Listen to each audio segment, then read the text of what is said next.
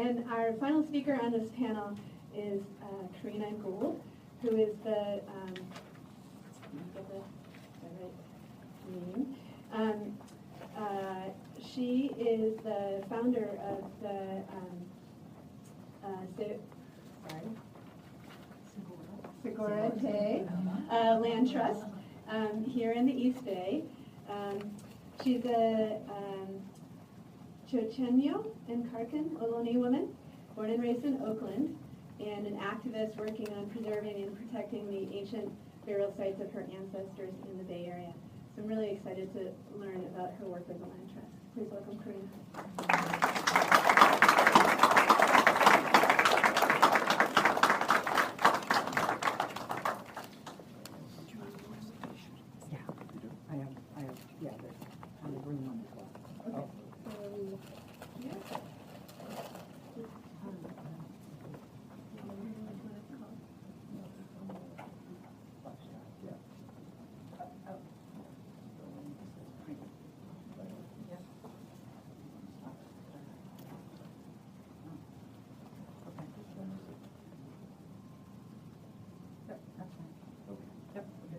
Thank you so much.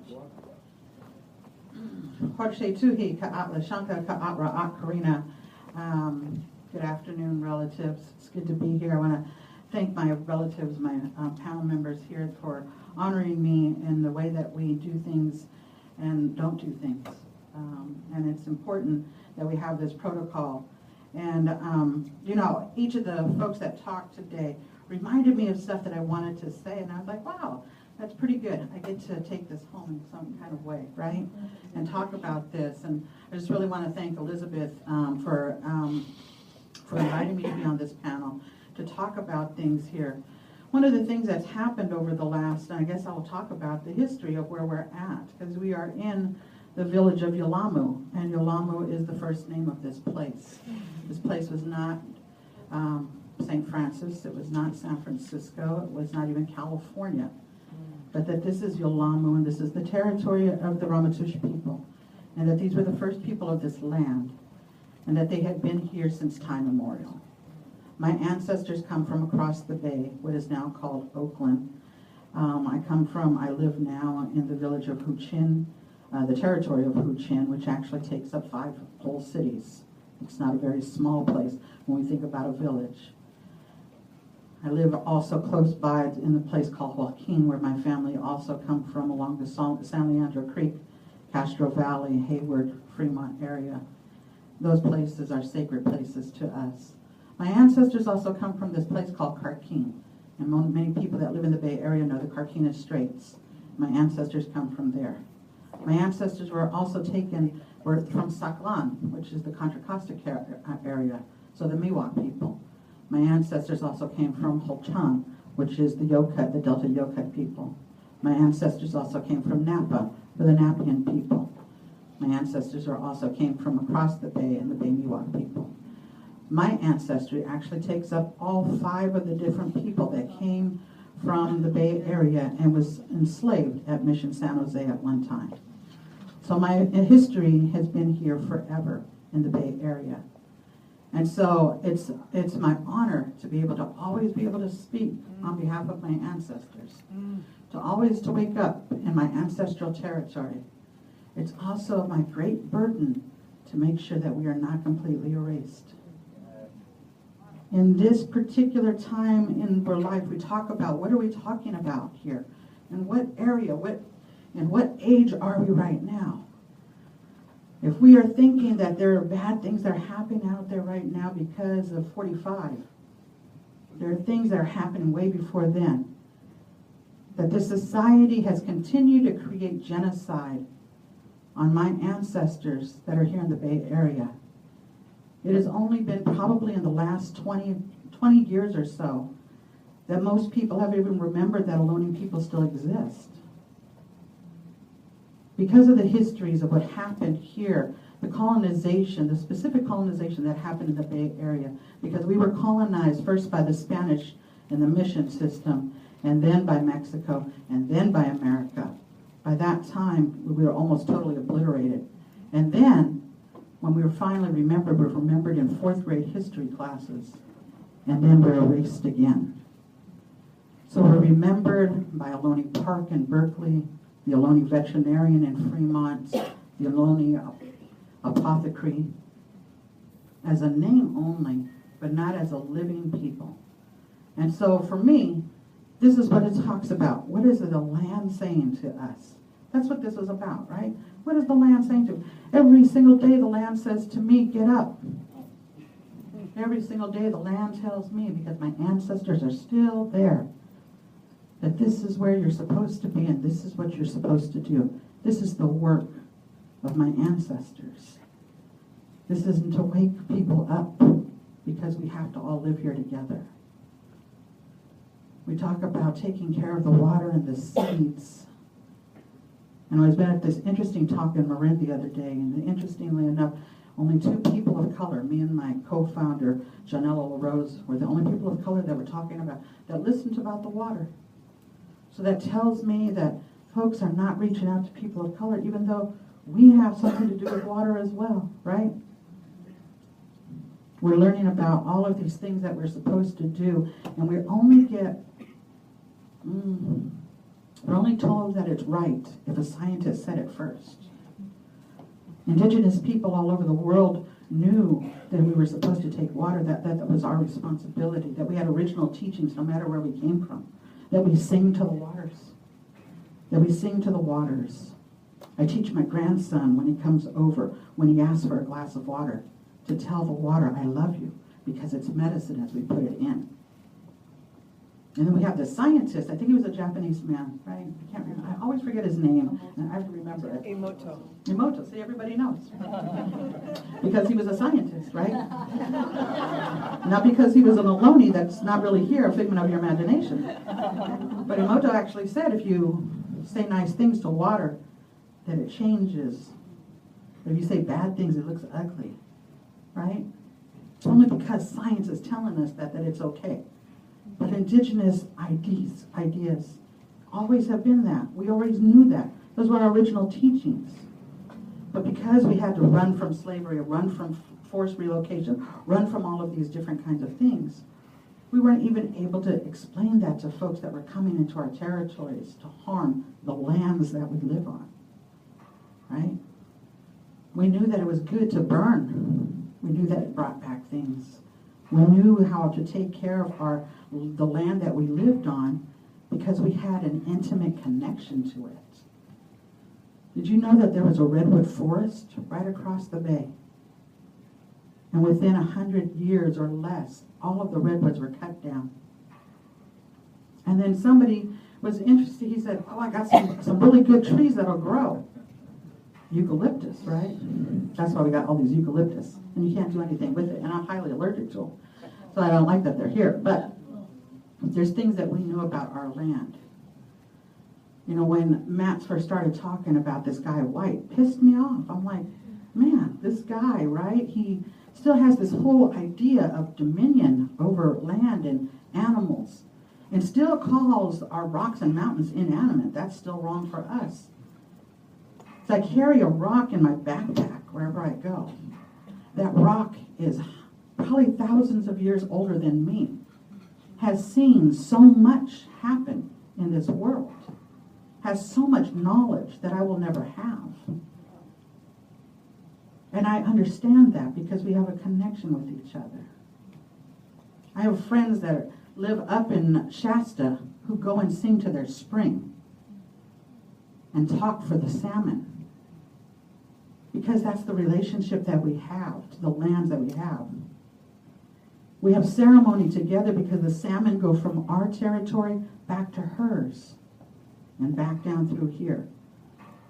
So those are the connections. But wouldn't it be great that people in the Bay Area, not just the native folks, but everybody that is dependent on that salmon came and sang to them? Wouldn't that be a wonderful thing for us to actually reimagine ourselves, that was actually our relationship? That was actually what we were supposed to do. That was an obligation to living here in the Bay Area, that you had to go sing to those salmon. Right? So I'd work on sacred sites of the Bay Area. What the heck does that mean? Where are the sacred sites? I wake up and you look outside, where are the sacred sites? You said this is Yolamu. They must have some sacred sites around here somewhere. Well, have you ever been to the Metreon and the Yerba Buena Gardens? There's a burial site there. There was a sacred site there. You don't see it anymore. Have you ever been to Oakland, downtown on Broadway near 14th? There's a Burger King there. Anybody ever seen that Burger King? Yes. It's a burial site under there. You ever gone to Emeryville? There's a mall there on the corner of Shell Mound and Ohlone Way. One of our largest shell mounds, burial sites of our ancestors was there. Nels Nelson was this guy that worked at UC Berkeley. And he, over 100 years ago, knew that development in the Bay Area was going to totally destroy these monuments of my ancestors. These monuments older than the pyramids in Egypt, older than any of the first cities ever created in this world. We're right here in the Bay. So this map shows where those places were. Over 425 of them he found, ring the entire Bay Area at one time. Virtually none of them exist anymore. They have not been destroyed. By destroying our sacred monuments, our places that we pray at, that we buried at, that we lived by, that destroys our past. It destroys our connection with the land. Sorry, trying to figure out how to do this. Is that what I want to go to? So we talk about, I'm doing work right now on the West Berkeley Shell Mound. This is the West Berkeley Shell Mound. It's a parking lot, 2.2 acres of land on 4th and University in Berkeley. This place, I still take my kids and my grandchildren to pray. This place that we go. We don't have a mosque or a church or a synagogue. We don't have any of those things. We have this parking lot that's a parcel of what used to be a village site. The first place that people ever lived in the Bay Area. The very first place that people set up to live were my ancestors right here on the Bay. The first place that people ever laughed. The first place people ever raised their children. The very first place anybody ever pulled a fish out of the bay.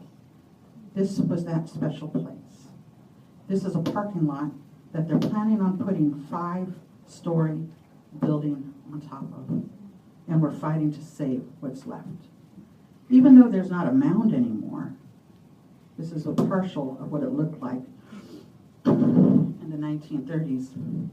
Even though there's that mound's not there, we know that any of the mounds in the Bay Area that were destroyed, there are many, many layers underneath that still contain our ancestral remains. Why do we save these places? Because to save these places saves who I am. It saves the Ohlone people. It saves this for our children. It saves it for my grandchildren. These places were places that were given to us by the Creator to lay down our prayers. This is an idea of what we had thought of instead. Instead of putting a 5-story building on top of, instead of doing that, we would recreate what a village looked like in the Bay Area. That people from all over the world that came to the Bay Area could actually see something that's green. That could see an arbor where we can dance. That would open up Strawberry Creek that we used to live alongside of. Could walk up this 40-foot mound and look at the bay in 360-degree angle like we did at one time. From the top of that, you can see the Golden Gate Bridge. And that Golden Gate Bridge is very important to us. It's very important why our first shell mound and our burial site and our village was there. Because for us, where the Golden Gate Bridge is right now, is our western gate. Our belief system is that when our ancestors move on to their next journey, they go through that western gate to be welcomed by their ancestors. So we understand the language of this land. We understand what our responsibilities are. But the more and more we will live inside of this society where people can parcel out pieces of land and cut it up into checkerboard squares, and to think that they own any of it has got to stop. When we were at a zoning board meeting last night and we showed them this plan, one of the zoning board members said, well, how about a swap out? How about we swap out this piece of land? This is great. I like this idea. But let's move it over here where some land that we were. How about no? How about this is where my ancestors are buried? And how about no? How about you swap out your grandparents' burial places? I'm going to get the hook in a second here. So all of this stuff started, I'll stop at that one. All of this stuff started many years ago when a friend of mine and I created this whole organization called Indian People Organizing for Change. And 20 years ago, we decided we were going to walk Nels Nelson's map. And we were joined by people from all over the world, from the Cape Verde Islands, from Nova Scotia, Japan, Australia. And they walked from Sogorea Te, which is at the top of Vallejo in Glen Cove, and all the way down to San Jose and up the other side of San Francisco. And it took us three weeks to walk 300 miles. And each time we stopped at a sacred place, it was under bars or schools or buildings or railroad tracks. And we stopped there and we prayed and we remembered our ancestors anyway. And we did that for 4 years. At the same time, a friend of mine, he was a Miwok man named Wounded Knee Dale Campo, he was fighting to save this place. This place is called Sogorea Te. It's 15 acres of open space along the Karkin Strait. It's where our salmon come. And we have stories about it. It's also one of the last strongholds of my ancestors before they got pulled into the missions. There's stories about this place that's magical, because at one time in the Bay Area we had 4 runs of salmon. Today we only have 1, and it's in danger, and it only runs during the winter time. But at one time my ancestors were getting chased from the Spanish soldiers, and they were in upwards of Richmond, and they were running up, and they were being chased down. And as they were being chased down, they got away. And they got away at the Karkin Strait. And the Spanish soldiers that was chasing them wrote down this crazy story about how they lost these Indians. But when they got to the Karkin Strait, they looked down, and all they could see was these silver backs of these salmon that were running. And that you could possibly walk across their backs to get to the other side.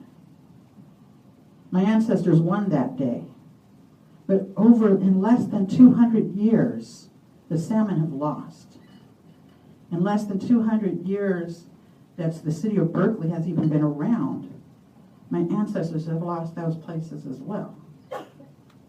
We have to come to a realization that in this time of life right now that we're in, when so many things are changing, when we're in danger of this cataclysmic thing happening called climate change, that the one thing that we can do as human beings is actually be human beings to each other again.